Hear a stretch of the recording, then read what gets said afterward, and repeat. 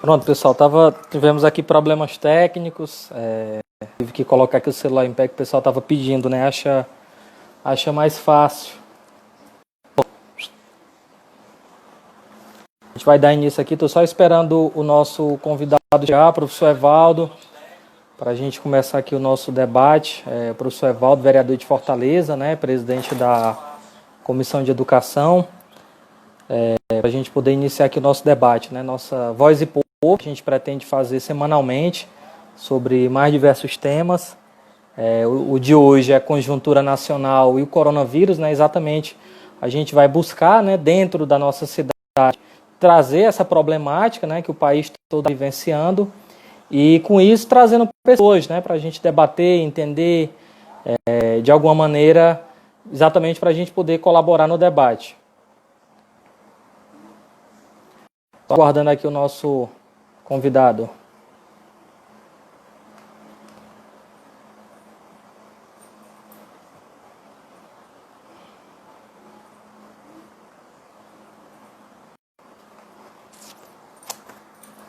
Deixa o ventilador para cá.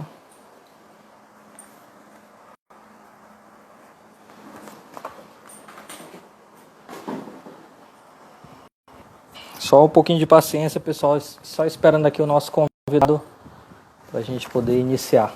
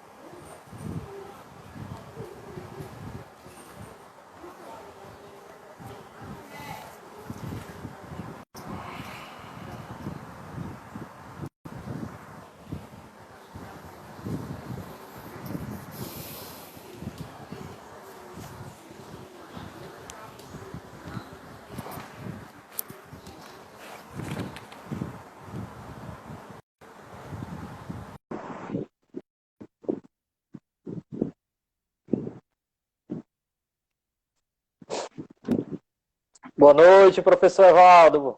Opa, Chiquinho, que alegria grande encontrá-lo aqui, meu amigo querido. Tá tudo certo, tudo bem? Tá tudo certo. Na medida do possível, né? A gente vai Está. sobreviver, esse tempo difícil Vamos vai passar. sobreviver. Vamos sobreviver. Primeiramente, professor, boa tarde, boa noite, né? Estamos aí entre 5 e 6 horas da noite. Queria agradecer a tua presença, né? Dizer que a admiração que eu tenho por ti, isso muito antes, né, de estar na mesma fileira partidária do que o senhor participa. Gostaria, tem 12 pessoas aqui já online, eu gostaria, antes de iniciar, só apresentar aqui o nosso convidado, né? O professor Evaldo está no seu segundo mandato de vereador, é graduado em História pela UES, formado em Direito pela Universidade Federal do Ceará, de 2008 a 2012 foi secretário de Esporte e Lazer de Fortaleza, e inicialmente, de 2017 a 2018, foi secretário de Cultura também de Fortaleza. Atualmente ele preside a Comissão de Educação da Câmara, né, e vem de forma brilhante, cumprindo um papel muito importante. Eu que tenho acompanhado de perto, tanto no parlamento quanto na mídia, a luta, né, e ainda mais, né, professor, nesse período muito difícil que a gente vive, né, de trevas, onde a gente acha que o problema de fato está só em Brasília, mas a gente está encontrando essa resistência grande, né, no parlamento municipal. Fortaleza, que tem um protagonismo histórico, né, de luta, muitas vezes vivencia também isso na Câmara Municipal. E antes de mais nada, professor, eu gostaria de ouvi-lo, o que é que o senhor está achando, né, a sua opinião sobre esse atual cenário que a gente está vivenciando, e aí entra a questão da conjuntura nacional de desemprego, período do coronavírus, e depois eu vou pontuando pouco a pouco para a gente poder alimentar aqui o nosso debate. Bom, primeiro dizer que é uma alegria, uma honra participar dessa live com você, Chiquinho. Você é uma das referências da militância juvenil, a JPL, na verdade, é uma das grandes, é uma das maiores juventudes organizadas deste país, é uma referência na luta, na defesa da soberania. E aquele valor que para nós é muito caro, e que a juventude tem que ter essa percepção, esse sentimento da nacionalidade, Exatamente. esse rasgo da nacionalidade. Tem uma questão que eu sempre me debruço sobre ela, Chiquinho, é que muitos de nós, em função da emergência de uma certa extrema-direita, acabou rejeitando alguns símbolos da pátria, algumas Sim. referências da pátria. Lembrar que isso é um grande, é um grave equívoco. O hino nacional, a bandeira nacional, são símbolos de brasilidade. Quando a Exatamente. JPL fala, verás que um filho teu não foge à luta, Não foge à por luta. ficar a pátria livre A ou pátria morrer pelo livre ou morrer Brasil. pelo Brasil. Na verdade, isso é símbolo da pátria, da identidade, da história da nossa gente e do nosso povo. Não é patrimônio de uma extrema-direita. Diga-se de passagem, essa extrema-direita que hoje está no país, de nacionalista não tem nada. De defesa dos valores da pátria, também não tem nada. Absolutamente subserviente a um certo imperialismo, Exatamente. notadamente o americano nesse instante. E é uma perspectiva burra, porque ofende a China. Vou dar um exemplo aqui. Ofende a China, que é o principal parceiro comercial do Exatamente. nosso país. Isso é uma tragédia para o agronegócio, até para o agronegócio, que são parceiros, né, não é historicamente desse segmento. É para mostrar Ligado. o quanto é tosco, o quanto é limitado essa postura do governo federal. Eu lembro que no início dessa pandemia, o presidente dizia que era um resfriado, uma gripezinha, que não tinha maior importância, que isso era criado por uma extrema imprensa. Amigo Chiquinho, hoje a pandemia do coronavírus já tem mais de 1.500.000 pessoas diagnosticadas com coronavírus. São 192 países. A gente já está perto de 100 mil mortos. Algumas cenas são marcantes, vão ficar para o nosso século. A gente está vivendo alguns momentos mais marcantes do nosso tempo e do nosso século, da nossa história. Sim, sim. A imagem do Papa Francisco celebrando na Praça de São Pedro vazia. A imagem de cadáveres amontoados nas ruas do Equador. As imagens das ruas históricas da Itália. Florença, Milão, Roma, e os caminhões empilhados, carregados de cadáveres. As imagens de solidariedade da nossa gente, do nosso povo. Então é para mostrar para um presidente absolutamente inepto. A nossa angústia diante disso é perceber que o governante não está à altura do desafio histórico, do seu desafio histórico. Quero lembrar também que a nossa cidade, Fortaleza, já tem 1.051 casos de coronavírus. Que a nossa cidade de Fortaleza é a terceira do país em relação à incidência dessa pandemia. Não obstante, a política que tem sido desenvolvida de forma muito correta pelo prefeito Roberto Cláudio, pelo governador do Ceará, Camilo Sim. Santana, mas o fato de Fortaleza ser sede de um hub internacional, né? No início da pandemia, muitos aviões vindos da Europa, da Espanha, da Itália, Sim. chegaram aqui. O fato de ser uma cidade com potencial turístico muito forte acabou tornando nossa cidade muito suscetível. Por isso é tão importante a política do isolamento social. Por isso é tão importante para que a gente possa achatar a curva de crescimento da pandemia do coronavírus aqui em Fortaleza. Nós estamos atentos, fortes, solidários e com enorme saudade de encontrar essa juventude nas ruas, nas lutas, por que não dizer também nos bares, nas bibliotecas, nas escolas, nas universidades. Especialmente ali pelo Benfica, né, professor? Que é um pouquinho a nossa casa, né, Chiquinho? É um pouquinho a nossa casa. A gente vive muito a realidade ali do Benfica, mas a nossa fortaleza, Exatamente. Nossa Senhora da Assunção. E esse tempo difícil vai passar, meu amigo querido, vai passar. Professor, eu queria ouvi-lo, né? A gente, não sei se o senhor acompanhou o Fantástico, ou foi domingo retrasado, ele trazendo a repercussão da negação internacional, né? Inclusive jornais italianos, alemães, da própria Inglaterra, trazendo o presidente, inclusive um dos títulos era o negacionista, né? Ou seja, da mesma teoria da terra plana, que a Terra é plana, que vacina não pode vacinar porque eles colocam chip dos comunistas, esse tipo de debate imbecil, né? Eu queria ouvi-lo no sentido de que o que atrapalha a imagem do Brasil afora, quando o líder maior da nação, ele nega, né? Ou seja, como o senhor colocou inicialmente, né? Traz que é só uma gripezinha, que vão morrer algumas pessoas e tal. O que isso traz, ou seja, a imagem do nosso país afora, quando o líder da nação ele busca negar a imagem real do coronavírus, principalmente levando em consideração os dados já levantados pelo senhor no que cabe a outros países, né? É verdade, há uma influência negacionista da razão, da ciência, da universidade. Você, que é um militante juvenil, sim, e que construiu a sua história na JPL, nos movimentos de juventudes do nosso país, sabe muito bem o quão representa essa escola de formação de quadros, que é o ME, que é o movimento estudantil, e a produção da razão, da ciência, do saber, do conhecimento que está na universidade, Chiquinho. Veja bem, a saída é o apoio à ciência, à pesquisa, à universidade. Onde se produz a resistência, nesse momento, à pandemia do coronavírus, é dentro da universidade.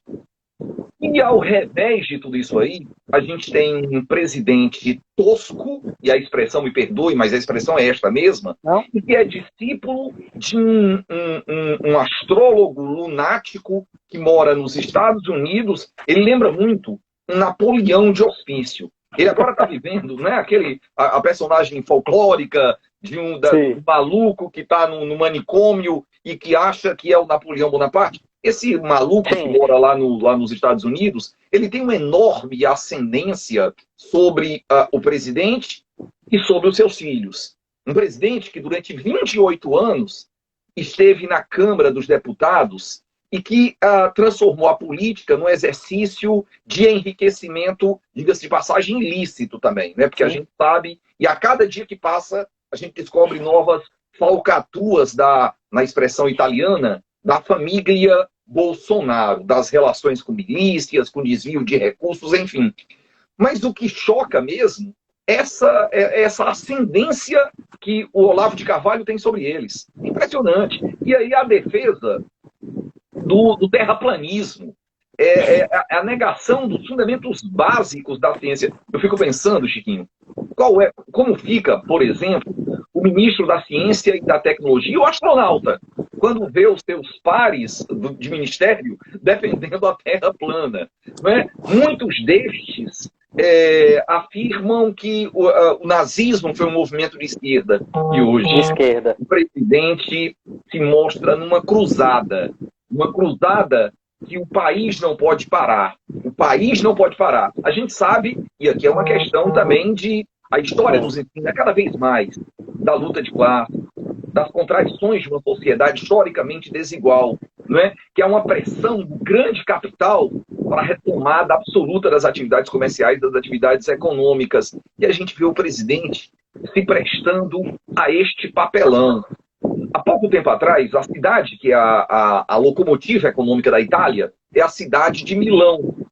E um pouco antes dessa tragédia em Milão, Milão é o epicentro na Itália da tragédia da pandemia do coronavírus. E o próprio prefeito participava de iniciativas Milão não pode parar. Era nas redes sociais. Inclusive com vídeos, né, publicitários. Vídeos publicitários, e a cidade economicamente mais pujante da Itália não podia parar. Hoje Milão conta os seus cadáveres. E o prefeito pede desculpas pelo grave equívoco. Eu vi aqui, Chiquinho, um dado que eu queria compartilhar com seus amigos, com nossos amigos. Eu vi um dado que é muito importante. E aqui eu acho que a importância é da ciência mesmo, né? A gente tem que deixar a orientação para a Organização Mundial de Saúde, para as universidades. Tem um dado interessante, uma projeção do Imperial College de Londres sobre o cenário de epidemia, uma projeção da pandemia do coronavírus, né? A quantidade de mortes. Aqui no Brasil, se as políticas públicas fossem desenvolvidas de diferentes formas. Com isolamento social intensivo, a previsão do Imperial College de Londres é que mesmo com isolamento intensivo, o nosso país tenha 44 mil mortos. Com isolamento apenas de idosos, isso que não existe, esse pseudo-isolamento... Que seria o isolamento vertical, né? Dito aí por alguns cientistas, né? Que funcionam, que outros países estão aplicando, inclusive. Pela projeção do Imperial College de Londres, se houvesse esse chamado isolamento parcial, vertical, somente de idosos, nós teríamos 529 mil mortos. 529 mil mortos. E não apenas dos grupos de riscos. Sim. Não apenas daqueles que possuem doenças pré-existentes ou idosos. Um isolamento social leve, nós teríamos algo em torno de 627 mil mortos. Sem qualquer ação de isolamento, seria 1.100.000 mortos. É para mostrar a irresponsabilidade de um presidente genocida, de um presidente que não tem o menor compromisso com a vida do seu povo, que não está à altura do desafio histórico do seu tempo. Professor, o William Matheus fez aqui uma pergunta, inclusive inicialmente, quando a gente começou o debate, eu falei, o senhor também enfrenta, né, alguns campos reacionários na Câmara Municipal. Infelizmente, esse espírito, né, bolsonarista, boçal, essa direita raivosa, que estava presa, né, que saiu de vez, né, que não tem mais vergonha de falar, ele está perguntando se na Câmara Municipal existe também vereadores que negam, ou seja, que não acreditam no coronavírus, que acham que tem que abrir tudo, ou seja, inclusive, eles vão contra, né, a Organização Mundial da Saúde no que cabe o isolamento, né? Queria ouvi-lo nesse sentido, se na Câmara Municipal o senhor tem ouvido, tem vivenciado com pessoas que estão indo nessa mesma linha boçal do presidente. Mas é isso, na Câmara Municipal, nos parlamentos, de uma forma geral, essas criaturas que saíram dos esgotos e dos porões também estão presentes. E eles defendem as ideias mais obscuras, desde uma pseudo-escola sem partido, homeschooling, que não existe, que a princípio que a pandemia do coronavírus era apenas uma gripezinha, e agora, sem informação médica, sem nenhuma confirmação dos organismos de saúde, eles acabaram descobrindo a fórmula da hidroxicloroquina como a solução para todos os dramas, para todos os dilemas. É curioso que essas criaturas obscuras atuem nos parlamentos. Porque se a gente pensar bem, esses governos de extrema direita, eles rejeitam o parlamento. Vou dar um exemplo aqui.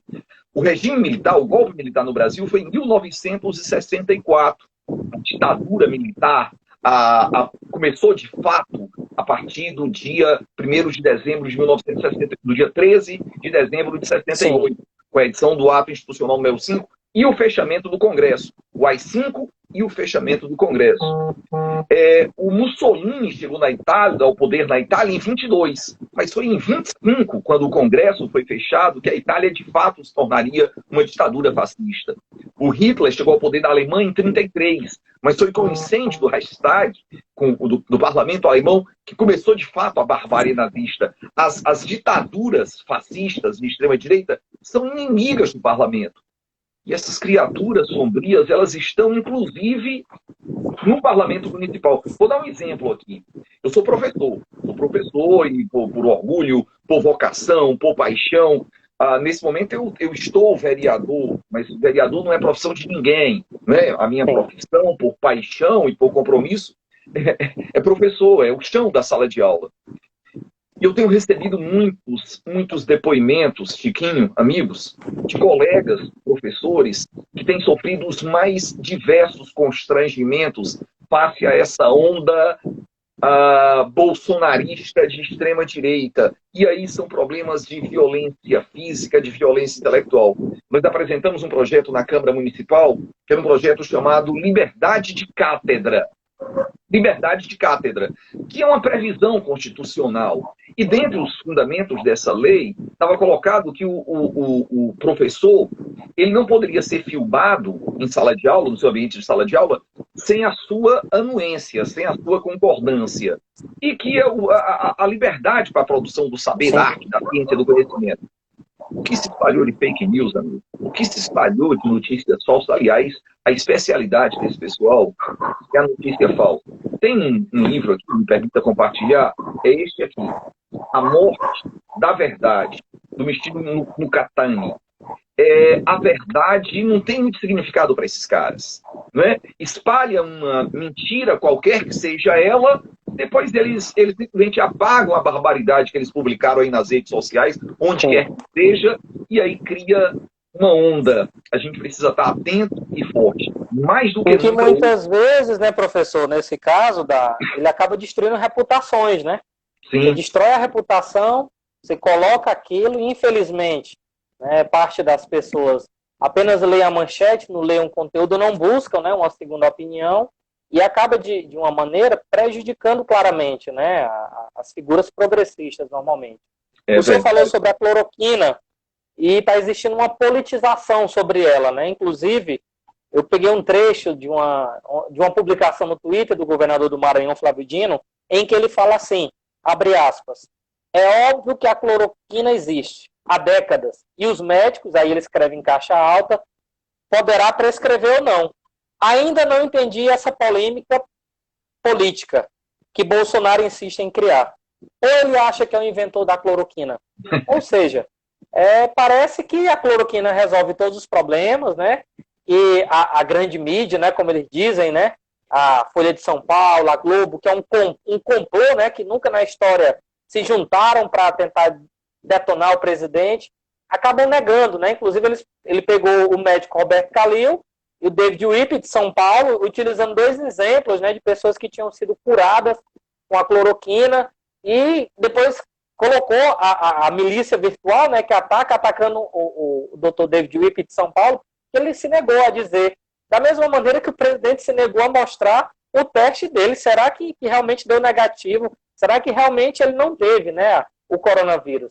Então, eu queria ouvi-lo, o senhor, sobre essa politização e se, de fato, né, pelas pessoas que o senhor conversa, até propriamente dito que o senhor é um estudioso, se o senhor realmente acredita que isso seja a solução de todos os problemas da cloroquina, e parece que o mundo todo não quer usar, né? Só o Brasil que vai utilizar exatamente na linha desses cientistas que negam a ciência. Agora, o que é interessante, Chiquinho, é como o presidente do Brasil, ele segue a mesma linhagem do presidente dos Estados Unidos, de uma subserviência absoluta. Porque esse discurso dele sobre a cloroquina era um discurso inicialmente desenvolvido pelo Donald Trump, né? A linha do mago Steve Bannon, né, em relação a isso, que começou também com essa perspectiva do negacionismo, de que a pandemia era, na verdade, uma invenção da China e que era uma gripezinha, que era um resfriado, né? E que a cloroquina seria a resposta para todos esses problemas, seria a solução mágica para todos esses problemas. Agora veja a que ponto chega a barbárie, a que ponto chega a ignorância. O centro dessa pandemia, outrora, foi a China. Em outros momentos passou para o Irã, a Itália, a Espanha. Hoje, o grande centro da pandemia do Covid-19 é exatamente os Estados Unidos. É exatamente o país do Trump, do ídolo do Bolsonaro. E aí o Trump reviu todos os seus conceitos. Então ele já não tem mais falado da cloroquina, é uma possibilidade. Mas é necessário que a OMS ateste isso. É necessário que os organismos científicos... É uma droga importante, que é resposta para muitas doenças. É uma questão também séria, viu, Chiquinho? Porque esse remédio ele tem faltado nas farmácias para as doenças que são originalmente prescritas para cloroquina. Isso é uma questão séria. O próprio Trump, ele que a princípio negava a política do isolamento, neste momento os Estados Unidos já praticam isolamento.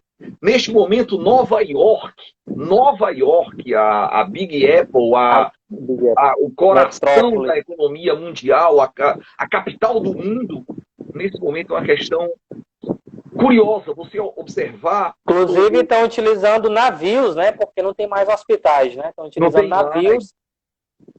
Estão colocando os caixões em caminhões frigoríficos, né? Porque não dá tempo de enterrar todo mundo. O Trump reviu aí o seu conceito. E nesse momento, o Bolsonaro ele é incapaz de compreender a complexidade do seu tempo. Ele está preso ali numa redoma, sob a influência dos terraplanistas, daqueles que negam a eficácia da vacina, e ele está começando a cair na real a partir dessa tragédia. Mas, enfim, a gente vai superar com a resistência democrática, com apoio à universidade, à ciência, e essa tragédia ela vai ser superada.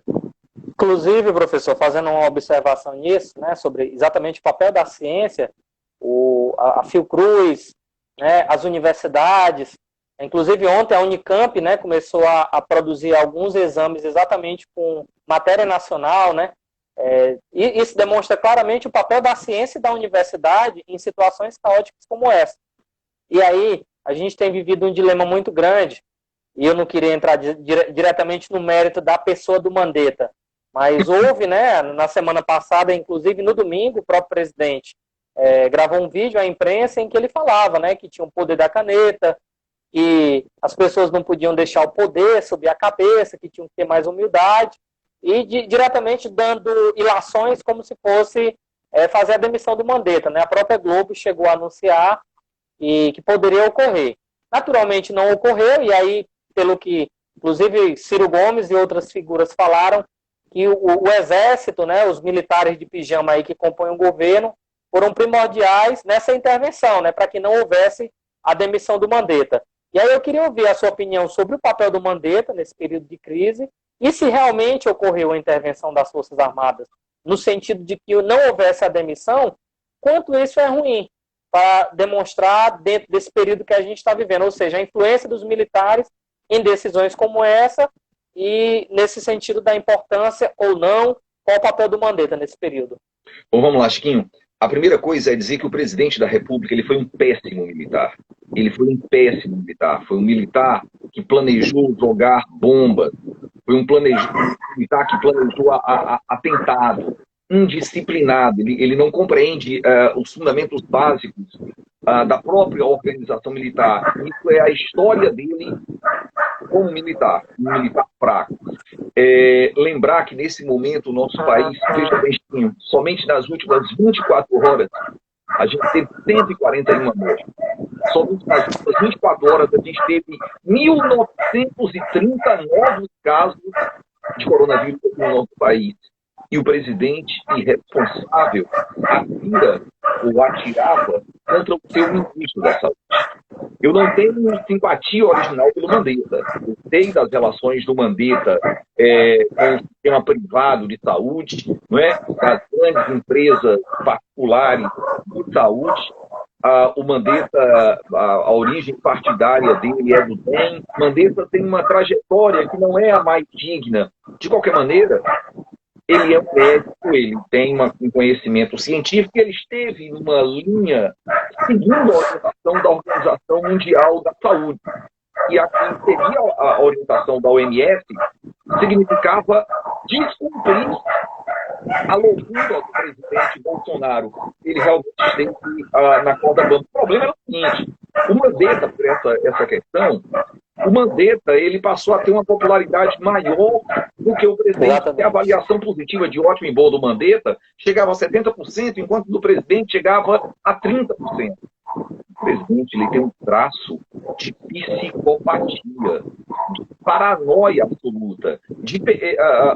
Os aliados, se você está reparando bem, os aliados do presidente, ele vai minando, ele vai desconstruindo um a um os seus aliados. Ele estava apavorado com o crescimento da popularidade do Mandetta. E quando ele falava que a caneta dele tinha tinta, parecia um hit que andou fazendo sucesso aí na internet, o azul caneta, né? Caneta azul caneta, que a caneta dele tinha tinta e era para o bem do Brasil. Ele, na verdade, fazia uma mensagem de ameaça ao seu ministro da Saúde. Quer dizer, o fundamento básico do presidente é esse.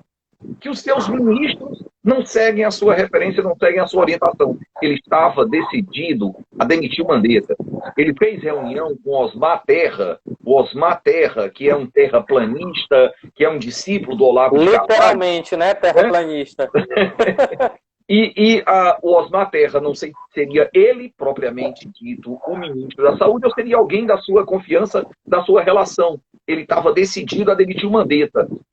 E os militares o chamaram à responsabilidade. Não deixa de ser curioso que quem anunciou a permanência do Mandetta tenha sido o vice-presidente, o Mourão, que é alguém com quem o Bolsonaro não tem relação já faz bastante tempo. Então, na verdade, o Mandetta esteve na linha do corte, mas acabou sendo preservado. Mas também o Mandetta, eu acho que ele está se rendendo a essa lógica do bolsonarismo.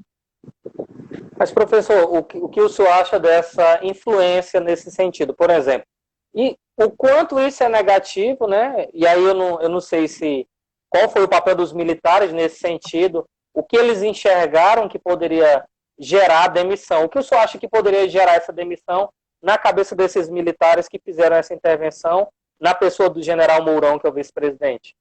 Na verdade, os militares, Chiquinho, não obstante a gente não tenha nenhuma referência das mais positivas sobre o regime militar ali de 64 a 85, exceto a questão do papel estratégico do Estado, mas um militar que atingiu o grau de general, ele passou por uma formação, por uma organização do Estado, na perspectiva weberiana, né, de organização do Estado, de uma certa responsabilidade, de um mínimo de responsabilidade.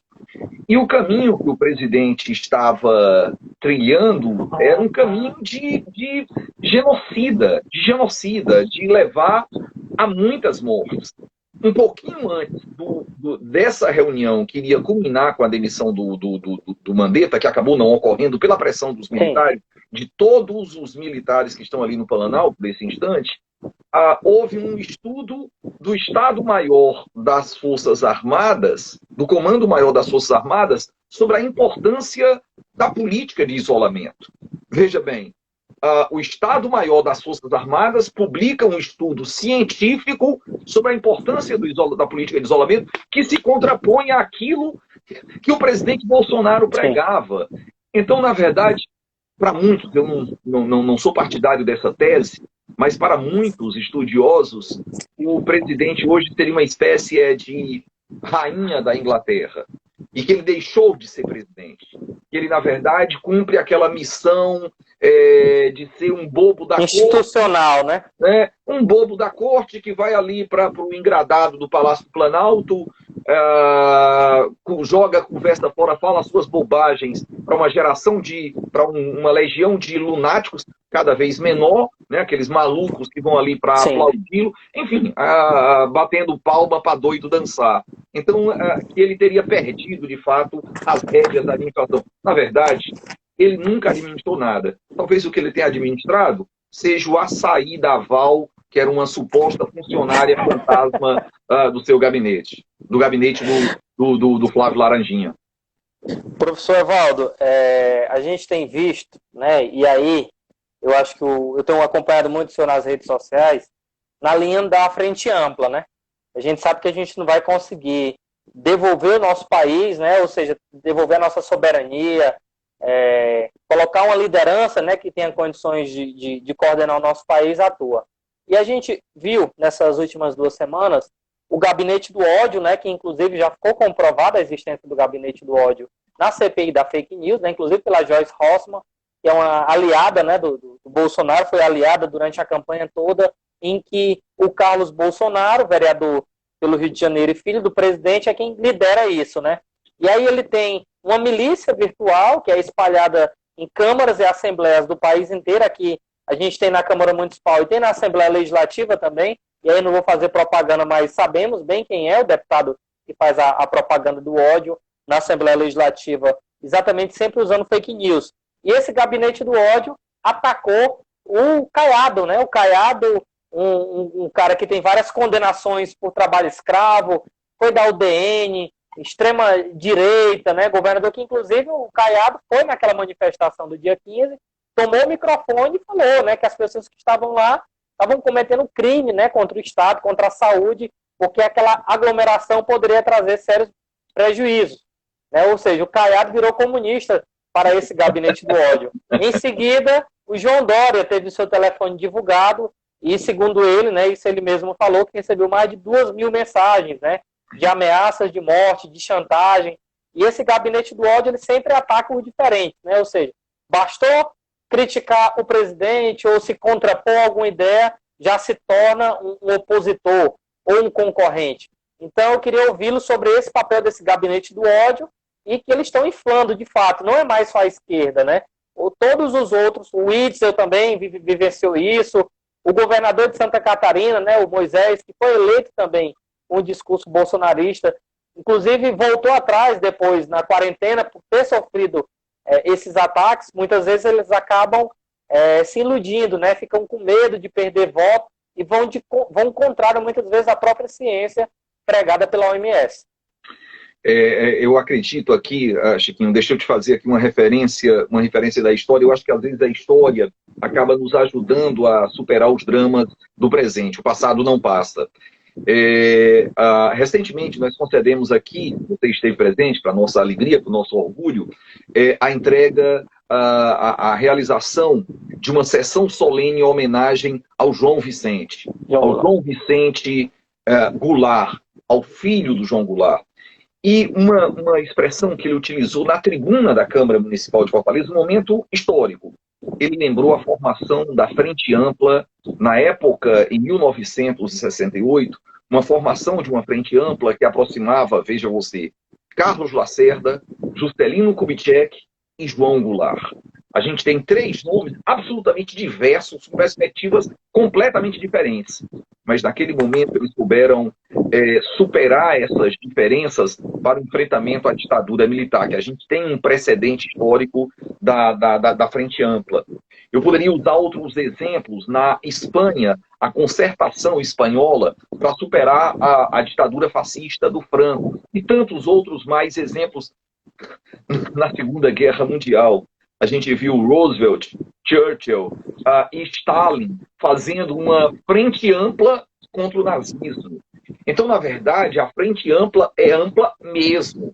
Quer dizer, sentar com quem é diferente e buscar aquilo que nos aproxima. Nesse momento, aquilo que nos aproxima é a defesa da soberania nacional, é a defesa da democracia. Não existe alternativa à democracia. Os muitos problemas da democracia devem ser resolvidos com mais participação popular. O próprio Churchill dizia isto, né? Que a democracia é a pior forma de governo, exceto todas as outras. E essa frente ampla, ela, na verdade, tem um adversário comum, que nesse momento é o presidente Bolsonaro, que nesse admirável mundo novo se afirmou através da mentira,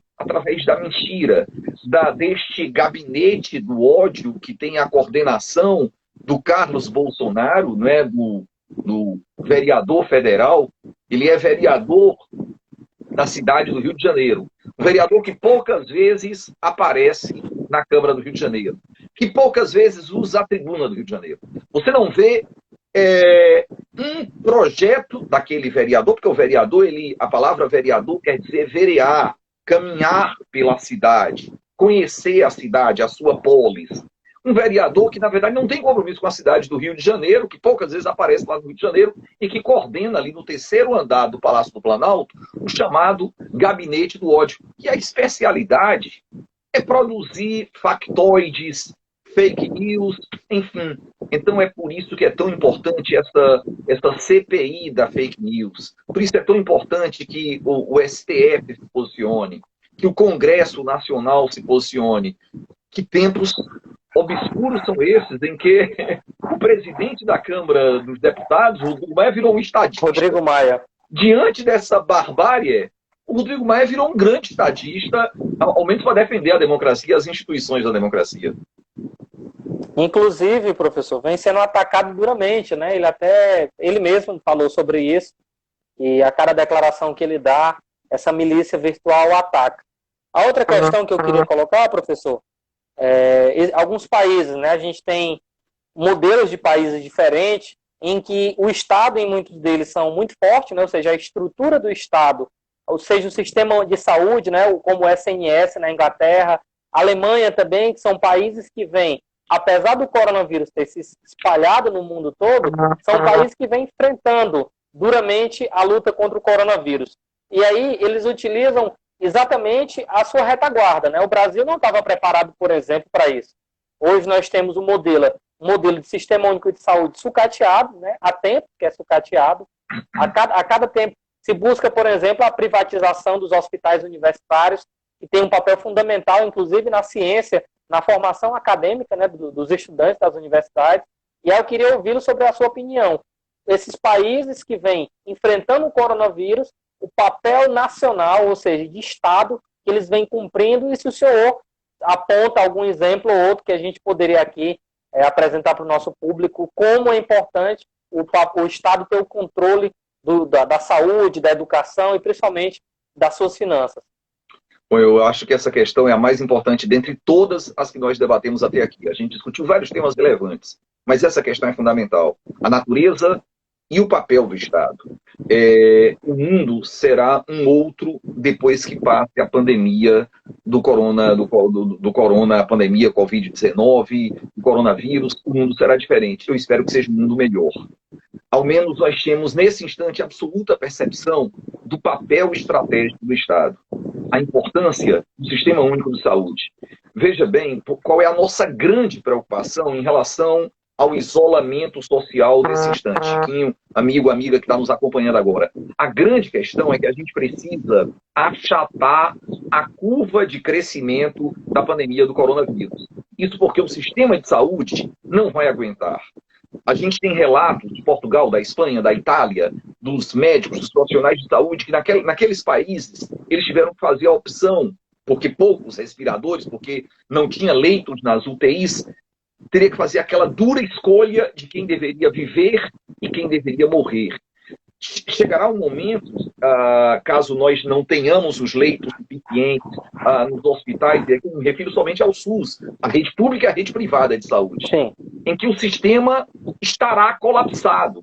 Se a gente não achatar a curva de crescimento, e a grande questão da pandemia é isso, a gente precisa deter esse crescimento da curva da pandemia para que não colapse o sistema de saúde. Porque caso isso ocorra, aquele que tem um plano privado de saúde e aquela pessoa muito humilde, muito pobre, estarão todas em circunstâncias de igualdade, porque não teria leito para estas pessoas. Porque não tem leito para essas pessoas. Aí a reflexão entra sobre o papel do Estado. Eu lembro que a gente viveu a tragédia do pensamento liberal, teve talvez a primeira crise, né, a tragédia do pensamento liberal tenha sido a quebra da Bolsa de Valores em 1929. E a gente lembra que após a crise de 29, o que o Estado americano fez, na época o presidente era o Roosevelt, inspirado nas ideias do economista John Maynard Keynes, o keynesianismo, elaborou toda uma política de proteção social a partir do welfare state, né? O welfare state, o estado de bem-estar social. Surgia ali o welfare state, surgia ali o estado de bem-estar social. Com a tragédia da Segunda Guerra Mundial, após a Segunda Guerra Mundial, na verdade, o estado de bem-estar social, eu lembro aqui, Chiquinho, de uma citação do Eric Hobsbawm, do historiador Eric Hobsbawm. O Hobsbawm diz que o socialismo salvou o capitalismo na guerra e na paz. Salvou o capitalismo na guerra porque foi o Exército Vermelho, o Exército Soviético, que impediu o triunfo da barbárie nazista. Se você somar todos os que morreram nos Estados Unidos, as bombas atômicas o ataque a Pearl Harbor, as bombas atômicas sobre Hiroshima e Nagasaki, o dia D, o ataque à Inglaterra, o ataque nazista à Inglaterra, a França ocupada, sobre todas as vítimas da Segunda Guerra Mundial, a União Soviética sozinha teve mais mortos do que todos esses países somados. Quem primeiramente libertou Berlim da ocupação nazista foi o Exército Soviético, o Exército Vermelho. A bandeira vermelha no Reichstag alemão é um dos grandes símbolos da Segunda Guerra Mundial. Após a Segunda Guerra Mundial, esse estado de bem-estar social, na verdade, uma solução da Europa Ocidental, até dos Estados Unidos também, mas da Europa Ocidental especialmente, Noruega, Dinamarca, Suécia, enfim, foi uma alternativa para barrar o avanço do socialismo. Na década de 90, a gente, com a derrubada do Muro de Berlim, com o final da União Soviética, a gente vê o triunfo, o ressurgimento do liberalismo, do neoliberalismo. A crise de 1998 foi o fim das ilusões. Eu queria lembrar aqui, amigo Chiquinho, que o país que foi laboratório das experiências ultraliberais na América Latina foi o Chile durante a ditadura do Pinochet. Quem é que estava lá no Chile como uma espécie de estagiário da barbárie do Pinochet? O ministro da Economia, o super-ministro da Economia do Bolsonaro. E o argumento era um pouco isso aí. Era que lá no Chile não havia corrupção, que a ditadura do Pinochet não tinha corrupção. Hoje você sabe que o mais corrupto era o próprio Pinochet. Tem um argumento aqui, Chiquinho, que está sendo usado pelos bolsonaristas em Fortaleza, eu acho que você deve ter acompanhado. Eles andam questionando por que o estádio Presidente Vargas está sendo transformado num hospital de campanha com mais de 200 leitos para a pandemia do coronavírus. É esse planejamento estratégico para enfrentar o pico do coronavírus aqui em Fortaleza. Eu estava argumentando com esse pessoal aí, que o estádio do Pacaembu está cumprindo a mesma missão. Que o estádio de Wembley, um dos mais tradicionais do mundo, lá em Londres, está cumprindo essa missão. O Maracanã também vai cumprir essa missão. E o nosso querido presidente Vargas, de tanta história, você teve tantas alegrias com seu time em Fortaleza. Inclusive, é bom registrar, sob sua gestão, teve uma grande reforma, né? Uma reforma que hoje transformou o PV em umas referências do nosso estado. Eu tenho muito orgulho daquilo, viu, Chiquinho? Tenho muito orgulho mesmo. Pois bem, a gente lembra alguns estádios que estão cumprindo essa missão histórica de hospital de campanha nessa tragédia. Mas o que essa turma bolsonarista talvez lembre de estádio é o Estádio Nacional de Santiago, que na época da ditadura do Pinochet foi transformado em campo de concentração, em prisão política, de tortura e de morte para os opositores do Pinochet. O Pinochet, que é ídolo do Bolsonaro, e o Pinochet, que foi ali a escolinha do estagiário, do então estagiário Paulo Guedes. Professor, a gente está completando aqui quase uma hora e o Instagram já vai desligar aqui a gente. Antes que isso aconteça, eu queria, antes de mais nada, lhe agradecer, né, pela presença e ouvir sua opinião sobre um último tema que eu acho muito relevante, esse auxílio emergencial. Né? Primeiro, é importante registrar que tanto o Guedes quanto o Bolsonaro propuseram R$200 de ajuda. Né? Esse dito Congresso, por ele, né, foi parlamentar há 28 anos, que é vendilhão, que é interesseiro, foi esse Congresso, né, ou seja, a oposição formada por uma frente ampla, que garantiu esse valor de 600 a 1.200, né? E eu queria ouvir, e só isso é importante? Só isso resolverá? Ou a longo prazo, né, passando a pandemia, o que será necessário, o papel que o Congresso tem que cumprir para enfrentar, e aí, muitas vezes, não virá do Executivo esses projetos, terá que vir de baixo para cima. Qual o papel que o Congresso terá para conter essa questão econômica e se essas medidas feitas foram suficientes? Eu quero pontuar aqui, primeiro, as observações absolutamente corretas que você fez nesse instante. Quero lembrar aos nossos amigos, amigas que visitam aqui a sua rede social, aqui no Instagram, que o projeto original do Guedes e do Bolsonaro era de R$200. Era de R$200. Que de 200 para R$600 e pode chegar até R$1.200 em cada casa, na verdade foi uma conquista sua, Chiquinho. Uma conquista do Congresso Nacional. Foi a nossa pressão, foi a nossa organização, e foi o Congresso Nacional que garantiu essa renda emergencial de R$600 que pode chegar a R$1.200. Me permita também, até porque nesse momento eu acho que é uma responsabilidade de todos nós. No meu Instagram tem passo a passo de como as pessoas devem se cadastrar para receber esse auxílio emergencial. Tem algumas informações que são muito básicas. Que uma pessoa que já recebe o Bolsa Família, que já está cadastrado no Bolsa Família, não precisa fazer um novo cadastro. né? O recurso já vai entrar automaticamente na conta. R$ 600, a previsão legal é por 3 meses, né? Os próximos 3 meses. Eu acho que a nossa responsabilidade aqui, amigo Chiquinho, e cada um de nós, é que passado essa tormenta, passado essa tempestade, essa renda básica, quero fazer justiça também ao vereador de São Paulo, Eduardo Suplicy, né, porque né, quem primeiro falou em renda básica, em renda cidadã, foi o Eduardo Suplicy. Enquanto senador ainda, né? Quando foi senador, agora ele é vereador de São Paulo. É fazer uma questão de justiça. A questão é, a nossa luta, Chiquinho, a nossa luta passa a ser, passado esse tempo, e esse tempo vai passar. Esse tempo vai passar, a gente vai se reencontrar, a gente tem saudade dos afetos, dos abraços, de uma roda de conversa, de encontrar os amigos. Esse tempo difícil vai passar. Por enquanto, o que a gente pede é que cada um de nós, cada um de vocês, se cuide, cuide da sua família, cuide de você, que vocês são muito importantes. Que esse tempo de dificuldade, que essa escuridão, ela vai passar. E passado a pandemia do coronavírus, a gente vai lutar e já luta desde já para que essa renda não seja emergencial, que ela seja permanente e seja incorporado à vida e à dignidade de cada cidadão e cidadã brasileira. E quero agradecer muito pelo seu convite, por essa Professor, deixa eu só colocar aqui, antes da gente encerrar, exatamente pelos nossos ouvintes aqui, telespectadores, algumas pessoas colocaram a seguinte questão, e aí eu faço a abordagem em cima do que eles falaram. Na semana passada, do nosso genro, foi feito um manifesto, né, para que o Bolsonaro renunciasse.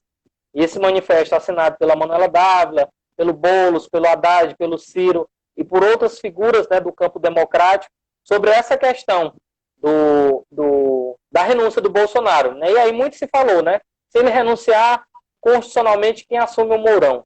Então a minha pergunta é, a renúncia do presidente hoje, sabendo que o Mourão assumiria o poder, poderia de alguma maneira melhorar, resolver a nossa situação, ou teríamos um outro caminho que não fosse esse? A renúncia, Chiquinho, também pode ser um ato de grandeza, também pode ser um ato de generosidade, de compromisso com a nação. O Bolsonaro não tem grandeza, não tem generosidade e não tem compromisso com a nação. Essa história de que o Brasil, acima de tudo, é uma grande balela. Ele perdeu completamente a governabilidade. Ele não consegue manter um veto dos seus projetos de lei do Congresso Nacional. A gente vive hoje uma espécie de parlamentarismo branco. Você, que é um operador de direito, que é um estudioso, você sabe que a tradição do Estado democrático, do Estado de direito, a tradição, seja dos federalistas americanos, seja dos liberais franceses ou ingleses, dos freios e contrapesos das funções estatais. Hoje o Bolsonaro ele enfrenta resistência no Congresso e também no STF. Os fanáticos de extrema direita que flertam com o fascismo, a gente chegou a uma barbárie tal que o então secretário de Cultura chegou a fazer uma apologia ao Goebbels, ao nazismo, para você ver o grau de escuridão que a gente mergulhou. A renúncia pode ser um ato de grandeza, de generosidade, de compromisso com a pátria. O Bolsonaro não tem nada disso. Eu lembro de um episódio aqui que eu acho que é interessante. O Vargas, você que é um homem nacionalista e que é um patriota... Inclusive o Vargas está bem aqui atrás da gente ali, ó. Eu estou vendo, estou reparando isso ali, ele tá ali olhando para a gente.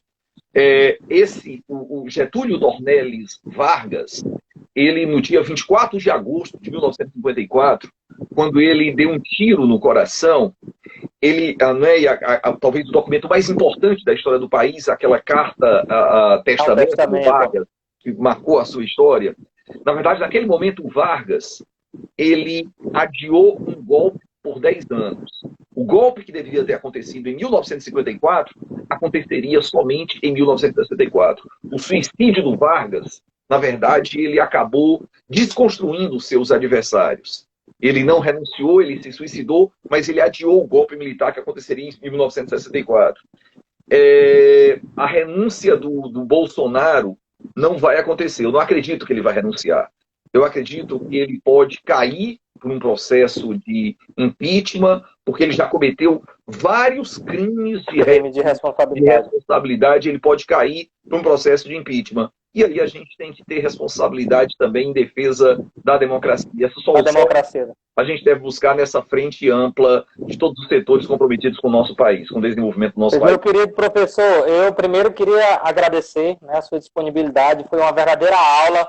Inclusive, eu vou pedir a sua licença para ler aqui algumas pessoas. Tem aqui a Magda Nobre, que disse que foi sua estudante no Espaço Aberto, o Alcântara Neto, Maurício Manuel, Anderson Tony, Heloísa, Leide Bela, obrigado pelos esclarecimentos, José Nelson, Eric Dênio, Samuel, Deusinho, enfim, várias pessoas que elogiaram aqui. E eu queria dizer quanto foi importante. Espero ter outras oportunidades para debater com o senhor em outros momentos. Muito obrigado e boa noite. Foi uma honra, Chiquinho. Um grande abraço a todo mundo. Valeu, professor. Até mais. Até já.